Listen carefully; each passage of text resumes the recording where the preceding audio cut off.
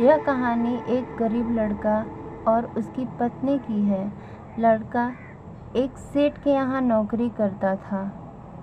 बहुत कम पैसे कमाता था, लेकिन बहुत ही खुश था। उसकी पत्नी बहुत सुंदर थी, जिससे वह बेइंतहा प्यार करता था। उसकी पत्नी के बाल बहुत ही लंबे थे, सुंदर थे। वास्तव में वह अपनी पत्नी के बालों को बहुत पसंद करता था।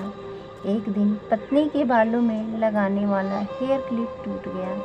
पति काम से घर आया। पत्नी ने कहा कि मेरे बालों का हेयर क्लिप टूट गया है, उसके बिना मैं अपने बाल को नहीं संभाल सकती। यह सुनकर पति बड़ा दुखी हुआ और बोला, मैं तुम्हारी हर ज़रूरत को पूरा करना चाहता हूँ, लेकिन मेरे पास तुम्हारे हेयर क्लिप के लिए पैसे नहीं हैं।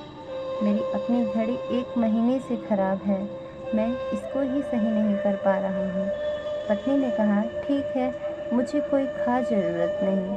अगले दिन पति काम पर जा रहा था, लेकिन उसके मन में वही बात चल रही थी।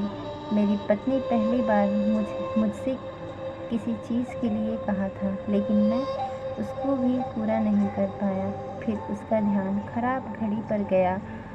उसे घड़ी को सुधारने वाली दुकान पर जाकर कुछ रुपए में बेच दी। घड़ी खराब थी, कुछ ज़्यादा रुपए में नहीं बिकी, लेकिन जितने रुपए का क्लिप आता है उतने रुपए मिल गए थे।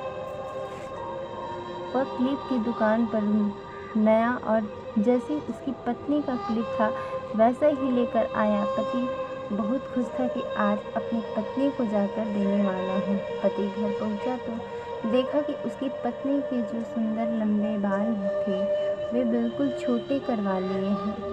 पति ने यह सब देखकर पत्नी से कहा कि ये इतने छोटे बाल क्यों करा लिए? मैं तुम्हारे लिए नया क्लिप लाया हूँ। पत्नी ने कहा, मैं बाजार में गई और अपने बालों को बेचकर आपके लिए घड़ी ले आई हूँ। ये सुनकर दोनों के आंखों में आंसू भर गए और दोनों गले लगाकर रोने लगे।